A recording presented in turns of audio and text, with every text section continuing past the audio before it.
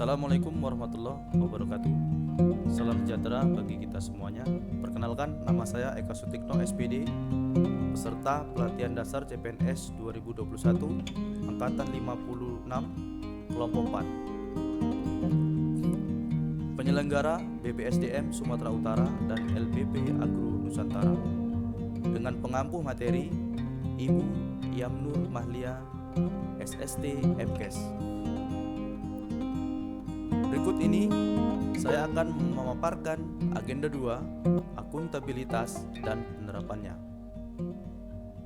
Berikut pemaparannya.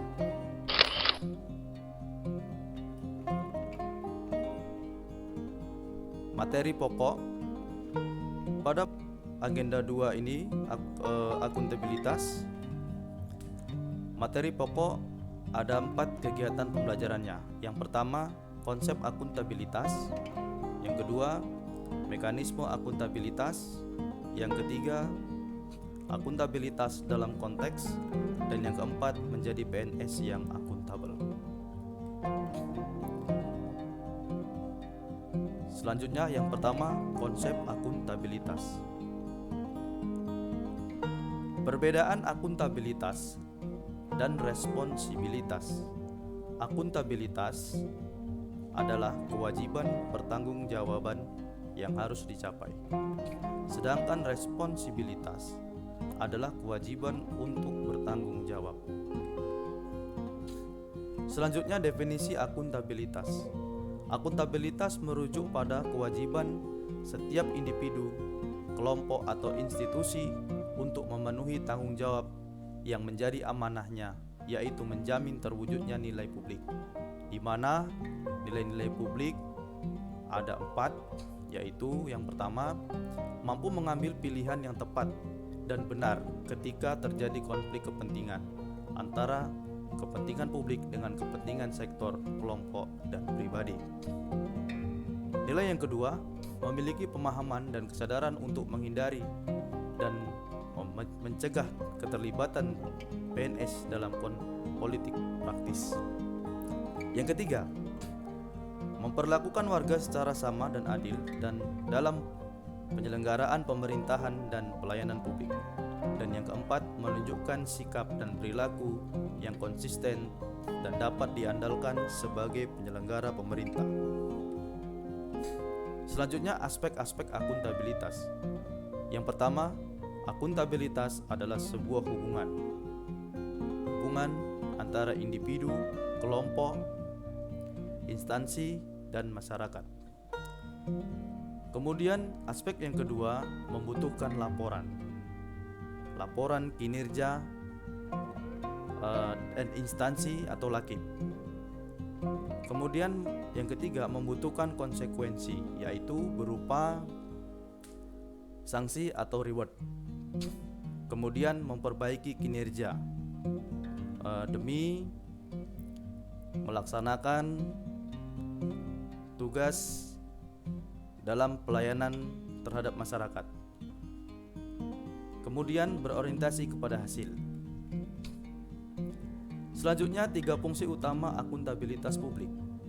Yang pertama, peran demokratis untuk menyediakan kontrol demokratis. Kemudian peran konstitusional untuk mencegah korupsi dan penyalahgunaan kekuasaan. Dan yang ketiga, peran belajar untuk meningkatkan efisiensi dan efektivitas. Selanjutnya, akuntabilitas publik terbagi atas 2, yaitu akuntabilitas vertikal dan akuntabilitas horizontal. Akuntabilitas vertikal yaitu pertanggungjawaban kepada otoritas yang lebih tinggi. Kemudian akuntabilitas horizontal adalah pertanggungjawaban kepada masyarakat luas. Adapun tingkatan akuntabilitas yaitu akuntabilitas personal, akuntabilitas individu, akuntabilitas kelompok, akuntabilitas organisasi, dan akuntabilitas stakeholder. Materi yang kedua, mekanisme akuntabilitas. Dimensi akuntabilitas yaitu terbagi atas 4, yaitu akuntabilitas kejujuran dan hukum, akuntabilitas proses, akuntabilitas kebijakan, dan akuntabilitas program. Selanjutnya, mekanisme akuntabilitas birokrasi Indonesia. Yang pertama, perencanaan strategis, RPJP, RPJM, RKP, Renstra atau rencana strategis, SKP. Yang kedua, kontrak kinerja. Dan yang terakhir, laporan kinerja atau LAKI. Kemudian menciptakan lingkungan kerja yang akuntabel, yaitu 1. Kepemimpinan, integritas, keadilan, transparansi, tanggung jawab, kepercayaan, keseimbangan, kejelasan, dan konsisten. 5 langkah dalam framework akuntabilitas. Yang pertama, tentukan tujuan dan tanggung jawab. Setelah itu, rencanakan apa yang akan dilakukan untuk mencapai tujuan tersebut. Yang ketiga, lakukan implementasi monitoring kemajuan. Dan yang keempat, memberikan laporan secara lengkap. Dan yang terakhir, memberikan evaluasi dan masukan perbaikan. Selanjutnya, materi yang ketiga, yaitu akuntabilitas dalam konteks. Akuntabilitas dalam organisasi yaitu yang pertama, transparansi dan akses informasi, praktek kecurangan, fraud, dan perilaku korup, penggunaan sumber daya milik negara, penyimpanan dan penggunaan data dan informasi pemerintah, serta konflik kepentingan. Selanjutnya, materi yang keempat, menjadi PNS yang akuntabel.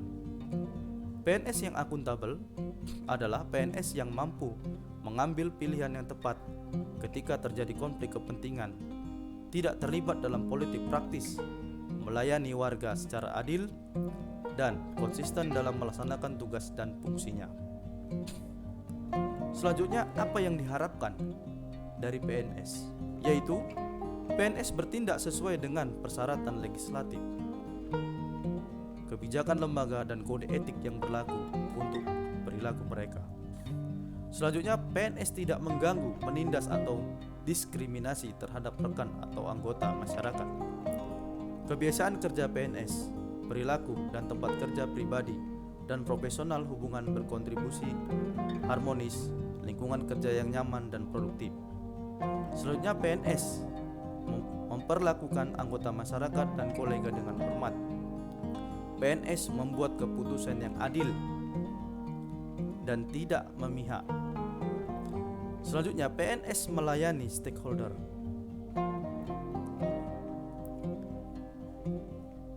Selanjutnya, contoh implementasi menciptakan lingkungan kerja yang akuntabel sesuai dengan bidang masing-masing, yaitu 1. Hadir tepat waktu ke sekolah sebelum pukul 7.30 dan mengisi absen manual.